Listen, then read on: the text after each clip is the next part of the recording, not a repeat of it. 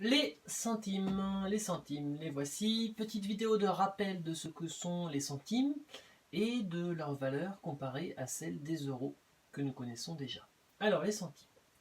Repartons sur nos centimes. Qu'avons-nous comme centimes? Vous pouvez avoir deux sortes de pièces. Vous pouvez avoir des pièces plutôt jaunes et des pièces plutôt cuivrées. On va dire rouge, un petit peu orange foncé. Bien. Alors toutes les pièces n'ont pas la même valeur. Quelle peut être la valeur des pièces? Bien, les plus gros centimes, ce sont la pièce de 50 centimes. Voilà. Ça, c'est la plus grande valeur, 50 centimes. Ensuite, vous avez 20 centimes. 20 centimes, j'espère que vous voyez bien. Nous avons ensuite la pièce de 10 centimes. Et après, nous passons sur les pièces un petit peu cuivrées. La pièce de 5 centimes. La pièce de 2 centimes. Et la pièce de 1 centime. Voilà. Et avec ces 6 pièces-là, vous allez pouvoir composer, fabriquer toutes les sommes en centimes qui existent. Par exemple, si quelqu'un vient et me dit je voudrais 72 centimes, eh bien je vais prendre ma pièce de 50, ma pièce de 20, ces deux pièces réunies, ça me fait 70 centimes, et je rajoute ma pièce de 2 pour faire 72. Voici mes 72 centimes. Bien. Alors, maintenant, ces centimes, qu'est-ce qu'ils valent comparé à des euros? Donc les euros, je vous rappelle, par exemple, j'ai ma pièce de 1 euro. Voilà. Est-ce que les centimes valent plus? Est-ce que les centimes valent moins? Petit rappel de ce que je vous avais expliqué dans une vidéo il y a quelques semaines maintenant.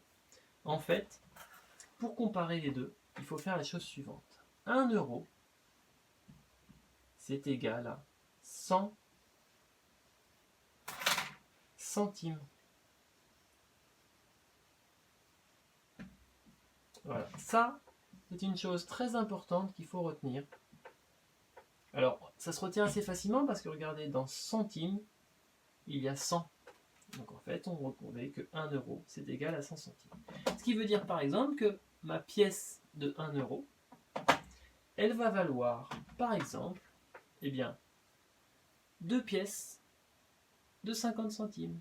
Ça va être la même valeur entre les deux. Alors c'est vrai que ça peut être un peu déstabilisant parce qu'on se dit, bah oui, mais là j'ai une petite pièce, et en fait elle vaut autant que deux pièces qui sont plus grosses et plus nombreuses. Ben oui, mais c'est parce que ça ne représente pas la même chose. Ça, ce sont des euros entiers, alors que là j'ai juste des centimes. Donc il me faut 100 centimes pour pouvoir faire 1 euro. De la même manière, j'aurais pu les faire autrement, avec 20. Si je prends 20 et 20, ça fait 40. Si je rajoute 20, ça fait 60.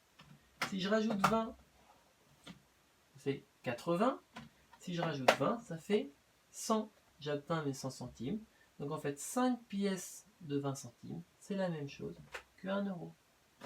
On peut les faire de plein d'autres manières. Par exemple, avec 50, si je rajoute 20, ça fait 70. Encore 20, 90.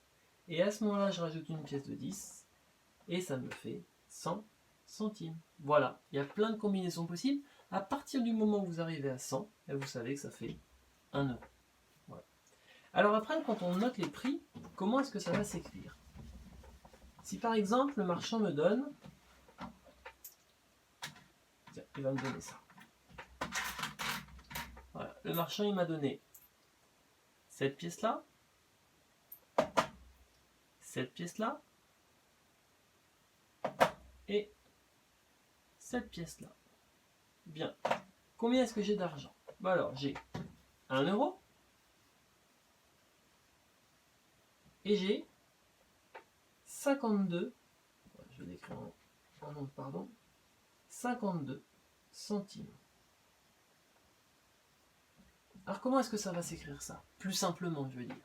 Bien, ça va s'écrire de la manière suivante. 1 euro, et je fais apparaître mes centimes de ce côté-là du sigle euro. Tout bêtement. Je sais que le nombre qui est ici, c'est les euros, et ce qu'il y a derrière, ce sont mes centimes. par exemple. Je donne un autre exemple. Si j'avais cette pièce-là,